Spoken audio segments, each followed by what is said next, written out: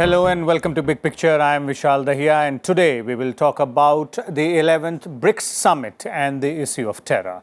And the BRICS member states have urged for concerted efforts to fight terrorism in accordance with the international laws. The declaration at the end of the 11th BRICS summit stressed on the need to tackle the misuse of information and communication technologies for terrorist activities and combating illegal financial laws. And speaking at the plenary session of the summit, Prime Minister Narendra Modi said terrorism has caused a loss of approximately $1 trillion to the world economy, and 2.25 lakh people have lost their life due to terror acts in over a decade. For more on this, we're joined by a distinguished panel of guests in the studio today. Let me first introduce the guests to you, beginning with Retired Major General Dhruv Katoch. He is the Director of India Foundation. We also have with us Mr. Pramit Chaudhuri, Foreign Affairs Editor from Hindustan Times, and former Mr. Ashok Sajjanhar as well here with us. Pramit, let me begin with you, and let's encapsulate as to what exactly has been said and focused on the issue of terrorism in the 11th BRICS summit, which has just come to an end. Well, as the summit communique mentions, they had a fourth round of the joint working group on counterterrorism in the BRICS. As you mentioned, Prime Minister Modi emphasized this in his own speech before the summit. And the communique also iterated the importance of the Financial Action Task Force, which of course is useful, important to India because it's one of the primary instruments we've been using to contain, if you wish, Pakistan's use of terror against us and other countries. The BRICS is not a coherent body in that it does not have a secretariat and does not enforce a lot of what it says. It has no means to do so. But analyses have shown that there's a roughly 77% compliance by BRICS members of the communiques and statements that they issue. And that itself is useful because if you are Pakistan, and I think ultimately this is what we're really trying to message, that a number of countries that are close to Pakistan, notably in this case China, and in one case, the case of Russia, a country that Pakistan has been wooing very strongly, have signed up, if you wish, for a set of proposals and understandings on terrorism that clearly do not give Pakistan any legitimacy in anything that they do. And so the BRICS is a useful, it should be looked upon as being an add-on to what, or supplement to what we're also doing in the United Nations, in the Shanghai Cooperation Organization, and in various other bodies across the world. So in that way, it's been, I think, useful, at least symbolically, for India. And as I've mentioned, China's compliance with all of this, I think is really important given that country's relationship with Pakistan. Okay, so quite an important forum to go ahead and raise its point as far as India is concerned, and seems to have been taken on board as well. And Mr. Sajjanhar, let me bring you in here, and two aspects, which seems to be the focus areas in the Brasilia Declaration, that's the 11th BRICS summit. One is the commitment to tackle the misuse of information and communication technologies. And the second one is to ensure that the terror financing, that the FATF issue, something which, Pramit also referred to, should be put in check. And the reference here, seemingly in one of the parts, is to Pakistan, obviously. Yes, I think we can presume that it is also referred to Pakistan, but I'm sure it's referred to other countries also, because there's no specific reference to Pakistan. There is no reference to cross-border terrorism, which I think if it had occurred, that would have given us considerable satisfaction and happiness. But that notwithstanding, I think the declaration is important, and also some of the other initiatives, including the two that you have mentioned, Vishalji, they are important because, after this fourth meeting of the working group on terror, they decided to set up 5 subgroups. And they will be meeting, and in those 5 subgroups, one of them is terrorist financing, the other is on use of internet for terrorist purposes, the other is for countering radicalization, issue of foreign terrorist fighters, and capacity building. In all these areas, India has great expertise, India has great experience, so we'll be able to take it forward. Okay. But coming back to your question in terms of FATF, FATF receives very significant coverage and treatment as far as this declaration is concerned. And let me also say, it's a very comprehensive declaration, and it deals with the issue of terrorism also in a very substantive way.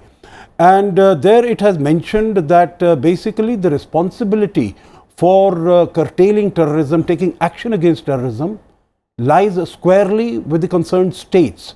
So, the states cannot really wash their hands off saying, that these are non-state actors. This is something that is sought to be communicated by this, that it's the primary responsibility of the states to ensure that their territory is protected and that there is no money laundering, there is no use of ICT for criminal purposes or for promoting terrorism. Okay. So, in that sense, number one, the importance, the responsibility of the states, and number two, that it is the United Nations as an umbrella under which all these activities will take place. Okay. But FATF is definitely a very important instrument that we have been using, that different countries have been using in trying to see that those countries which are supporting terrorism, that they stop funding terrorists in whatever way.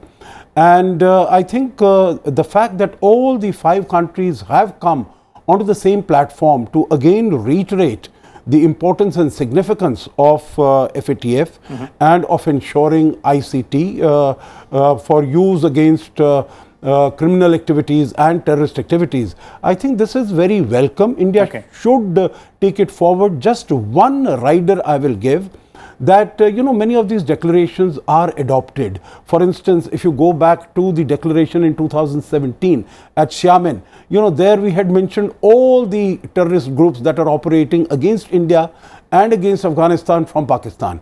Jaish-e-Mohammed was mentioned, Lashkar-e-Taiba was mentioned, Haqqani group was mentioned, all these groups are mentioned. But really, in terms of effectiveness of these declarations depends on the implementation. Whether the countries, are they hypocritical or will they walk the talk? Okay. I think that will be the proof of the pudding, so to say. Okay, that's quite apt. Everybody, all those member nations will have to walk the talk. That brings me to General Katoch. General Katoch, one, the significance of this declaration, and two, as Mr. Sajjanhar has put it, the proof of the pudding is going to be in whether or not the member nations walk the talk. No, let me get to the significance first. And I think it is a very significant statement, because when you look at the 5 BRICS nations, nearly 50% of the global economy is covered by these 5 nations. And if we are talking at a loss, as the Prime Minister mentioned, of $1 trillion per year, an economic loss, we can say that roughly $500 billion is really being caused to these 5 countries in real terms. Now, for 5 countries who are nearly 50% of the world economy, for all of them to get together and to issue out a declaration in no uncertain terms that this is a problem which we all need to address with, and secondly, to state that it has to be carried out under the UN umbrella. I think both these points are very significant, right? Because we are actually looking at these 5 countries working towards a common purpose under the UN. I think that sends out a very, very strong signal. Now, they've also said in this, you see, that we are not going to associate this with any religion, with any nationality, or with any civilization. Now, if we say that is fair, but everybody knows that when we are looking at terrorism, if a nation is supporting terrorism, it may be a particular government which we have to associate it with, but perhaps you could, in a larger sense, say that, okay, it is not the people of that country who are supporting it. But when we look at the religious angle of it, I think terrorism gets the name for the actors in that stage. So if there is a particular actor who wishes to create a country based on a particular line, then the name of that terrorist will become on that line. So if somebody is seeking independence, let us say when we are looking at the Sri Lankan situation, where we had the Tamils vying for a independent homeland. Okay. So obviously, when they want a Tamil homeland, they become Tamil terrorists. So similarly, if people want an Islamic state, then the name will be, and the name obviously comes to Islamic terrorism, which is a word which is being used by most of the Arab nations as of now. Okay. So that is one part of it. The second thing I think which is very important is when these 5 countries get together, I think if you operate comprehensively on 2 issues, one is the financial aspects, and secondly is controlling the communication networks. Now, terrorism spreads on these two pillars. 90% of terrorism consists of ideology and finances combined together. Finances spreads due to various means, right? Illegal methods. It could be through drugs. It could be through direct support by certain people who give money for a particular cause. It could be through arms smuggling or various criminal networks. And ideology spreads now. It is not so much by word of mouth. It is really through the web. So when we are looking at it in this particular manner, if these 5 countries can get together and form common action plans to see how terrorism can be controlled from at least on these 2 pillars, and then as a body get the whole world involved. Okay. I think then we are moving in a very constructive and forward way.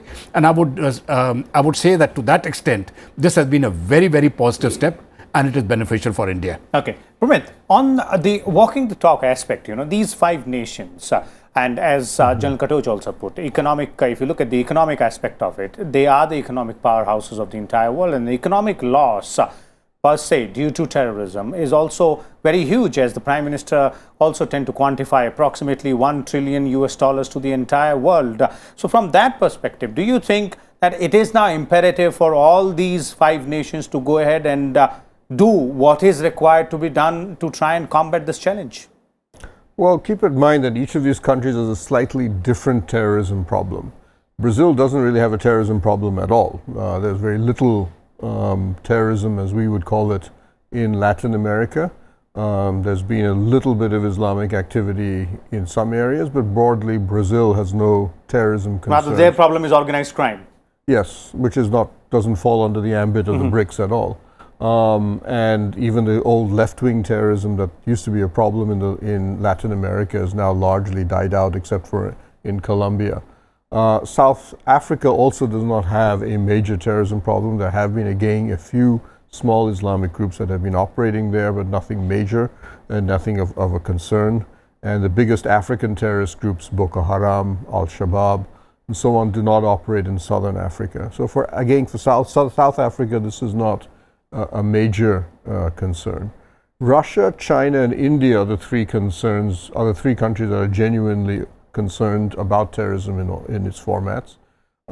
Russia, of course, the primary focus has been the terrorism that has emanated out of Chechnya and the Caucasus region, and it is one of the key reasons they decided to intervene in the fight in Syria and against the Islamic State, because the biggest foreign component of the Islamic State, or the most effective foreign component of the fighters, came from Chechnya. With the collapse of the Islamic State, it's still an important concern for Russia, but not as big a concern as it was in the past. Now, obviously for India, while the Islamic State is a concern, and the resuscitation of or the sudden arrival of the Islamic State, for example, in the attack in Sri Lanka recently, and evidence of IS modules in southern India. It's an important problem, but it is not, for example, as a bigger problem for us as Lashkar Taiba is, or even for that matter Al-Qaeda, which is Al-Qaeda Islamic State functions in the Bay of Bengal now today, is considered a much more direct threat to us. China's decision to effectively try to eradicate Islam altogether in its culture and its society is probably the most extreme example of any country trying to handle the problem of Islamic terrorism on its soil by simply eradicating the entire culture and society. That's obviously a path that no other country is prepared, definitely not India, to go down. And it's an extreme measure, but it is a problem that is highly specific to China. The Uyghurs are not an issue as far as India or even Russia are concerned.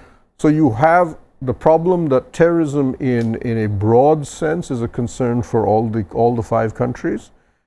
In a general, on a more specific case, it is a real problem, a live problem for 3 of those 5 countries. But each of these 3 have a slightly different perspective and angle to it. So implementation is there, and that's why terrorist financing and online radicalization is an area of convergence. The misuse of ICT. That is something that affects all of us. And terrorism financing is highly fungible.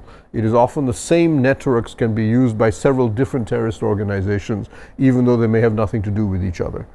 So terrorism financing, these type of cross-border concerns are definitely there. And obviously for China at least, as the ambassador has mentioned, cross-border terrorism is a no-go for them simply because their relationship with Pakistan remains extremely close. Okay, Mr. Sajjanhar, if you look at it from this perspective, the kind of threats which some of these member states face are entirely different from what the other states might face, as Pramit is pointing out. But the way these two areas have been identified, that is the terror financing and the misuse of ICT, these are the common elements. Yes, absolutely. I think whatever are the challenges that these countries will face, I think these are common strands that straddle all these, the manner in which these terrorist organizations are operating.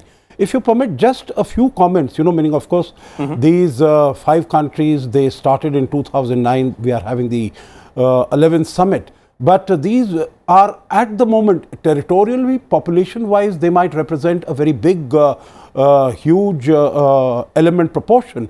But in terms of GDP and trade, they are still not that significant. If you look at the total GDP, it is just 23% of the world GDP. In terms of world trade, it represents 17% of world trade. In terms of population, it represents about 42 to 43%. So in terms of geographical area and population, it's huge. But in terms of GDP, of course, they are growing. These are the emerging market and dynamic economies.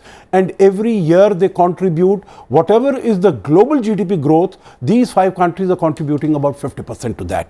So in that sense, their significance is increasing. And as Pramit said, I agree with him, except that let me add a couple of more points. Okay. As far as Russia is concerned, Chechnya is important, but also they are getting extremely worried as far as Central Asia is concerned, because they are concerned that if the Taliban were to come back into Afghanistan, that is going to create instability in Central Asia, whether it is the Islamic movement of Uzbekistan, whether it is Hizb ut-Tahrir or the other groups. And this is the underbelly as far as Russia is concerned. So they are extremely concerned, and that is why they want to, and that is the ostensible reason why Russia has said that it has opened negotiations or talks with the Taliban, so that they will make sure that at least the Islamic State, when it gets defeated in Iraq and Syria, and it comes and establishes bases in Afghanistan, in the eastern part, in Nangarhar province, or even in the foreign fighters, when they are vanquished in Syria, they come back to Central Asian states. Because you would recall that the former president of Kazakhstan, Nazarbayev, he said that from these 5 states, which just have about 65 million population, there are more than 15,000 young men and women who have been radicalized and who have gone and joined the Islamic State. So for Russia, that is also a problem. And in that sense, it wants to approach the Taliban via Pakistan to have a dialogue with them. Okay. As far as China is concerned, again, it is, they treat terrorism on parallel tracks. One is as far as Xinjiang is concerned, as far as Uyghurs is concerned. We know that they have put in prison, put behind, so to say, in concentration camps, more than 1 million Uyghurs. And they say that they are trying to control terrorism. Now, there is no sort of terrorist activities that have been seen, but they have changed the total demography of Xinjiang by replacing the local Uyghur population with the Han population. So that is an action against so-called terrorism that they are taking there. But as far as Pakistan is concerned, the cross-border terrorism. Yeah, Pakistan terrorism against India or Pakistan terrorism against Afghanistan, they are very easy with it, as long as they don't affect either the Chinese people who are working on the CPEC corridor or in Balochistan. There have been some attacks against that, and they have taken Pakistan to task for that. So as far as they are concerned, terrorism is on a parallel track. On one, they would like to take very strong action. They do take strong action, notwithstanding what the world is saying. And on the others, they are quite lax about it. So that is why I said, you know, even in 2017, when in Shaman, in September, we had mentioned all these groups. But immediately 2 days after that, the foreign minister of Pakistan was in China, and China was saying that we need to recognize the huge sacrifices that Pakistan has made in fighting terrorism, and that Pakistan is as much a victim of terrorism as the other countries. Okay, so in this scenario, Mr. Sajjanhar, what's the way forward? Then how does these 5 states deal with the issue of terror and go by what the promises they have made to themselves in the declaration? You see, my take on this would be what Pramit had said right in the beginning.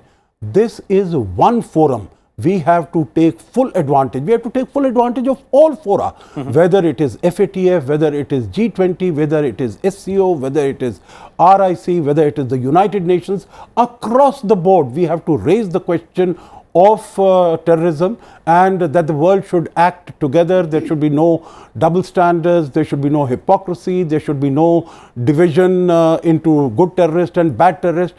And in that context, this forum is an important forum. It's a significant forum. As you said, Vishal, right at the beginning, 4th meeting of the Working Group on Terror has been formed. There was a special symposium on dealing with terror, on counter-terrorism, that took place, a seminar took place. There have been 5 working subgroups have been formed. So the point here is that this working group on counter-terror was formed only 4 years ago in 2016 when the meeting took place in Goa in October. So over this period, this institution, this organization has made significant progress, has made significant improvement, has added significantly to the fight against terror, and I think this should be used to the fullest extent. That having been said, the other fora also we need to be absolutely, we need to be conscious. Katoch, final words from you specifically. If you look at the way forward from here, keeping in mind all these equations, both between these nations and their own respective outlook of the threat of terror, which these nations have individually. I think let's understand one thing absolutely fundamentally, which is what my colleagues have also stated in a certain way. Every country has to fight its own battle of terror. So as far as India is concerned, let us be straight, it is our war what we are fighting, which is why China is fighting its own war. They're not too much concerned, as Ambassador Ashok Sajjanhar said, about what is happening with the others, right? So every country will be concerned. But you see, the importance of forum like BRICS is, it sensitizes a very large segment of society. The very fact that Brazil is being sensitized, despite the fact that they do not face these problems, that level of sensitivity goes to the whole of South America. It also transcends to North America. When South Africa is being sensitized, it transcends to other areas also. I think it is important for the whole world to be sensitized, because terrorism is such an act. It may not hit you today, it will most certainly hit you tomorrow. Just take the incidents of what happened on Easter Sunday in Sri Lanka. You see, Sri Lanka was least expecting a terror attack by Islamic fundamentalists, and yet it happened. Now the question is, it can happen anyway. So for people to state that, okay, we may not be so much affected and we won't get involved, I think will be short-sighted. So to that extent, when we have a BRICS forum, which as one voice is talking about this particular problem, I think it is important to send a wider message across the world. Secondly, the other forums are more important. You see, I think the most important forum is really the United Nations. And in that, I think the 2 aspects which I had spoken of initially, the FATF and countering means to control the spread of ideology through the internet or through the social media. Specifically. Now, I think those are the ones where you require an approach which is a whole world approach and not a country-specific approach. Because a country by itself cannot really do it. So, to that extent, I think when we are looking at the BRICS, it should be looked as when you're looking at a number of chess pieces, this is just one piece in the board. Okay. And there are other pieces also which have to be played. And I think India has played it very dexterously. I am absolutely certain if India had not taken up the point of terrorism in BRICS, you would not have had a resolution of this nature coming out. Fine. So I personally feel that this is an initiative of the Indian government, specifically of the Indian Prime Minister, which has pushed it through and which now for the last 4 years is carrying the baby, so to say. Okay. And that's quite an exhaustive, piece on the issue of terrorism in that resolution out there. Final words from you, Pramit, on the way forward from here, given all these complexities involved. Well, look specifically at financial terrorism, because terrorism finances many ways, as I've said, is the glue which all of the 5 members can work together on. And it is, it is proved the primary international instrument we are now using against Pakistan. Given the weakness of the Pakistan economy, they can face they have no capacity to withstand almost any form of sanctions or additional costs of finance. So what we are doing, though, look at what we're trying to, Russia and China are also trying to set up a separate structure for interbank payments, so their version of the SWIFT structure. We've joined China in supporting their version of the World Bank, AIIB. So there's an entire parallel financial architecture being created, if you wish, by China with some backing from Russia, which we are to a large extent trying to be a part of. But the good thing about it is that we can use the example of the BRICS or the SCO's statements on counterterrorism to insist that these new structures should incorporate anti-terrorism mandates and rules and regulation. This will then squeeze Pakistan even further. Not only do they also already have to face Western problems, that even if they were trying to use an alternate system by their friend China, they'll find, oh, the rules are already set because India is on the high table at all of these. Okay, so there it is, as our panelists have pointed out, the detailed analysis of, the BRICS focus, specifically the 11th summit of the BRICS declaration focus on the issue of terror. Now, as our panelists are pointing out, while all these 5 nations might have their own different threats as far as terrorism is concerned, but going the human as well as the economic cost of the threat of terror, not only all these 5 nations, but the entire world seemingly will have to come together and fight the issue of terror with all its might. We'll come back again tomorrow with a different topic and different set of guests. Till then, keep watching Rajya Sabha Television.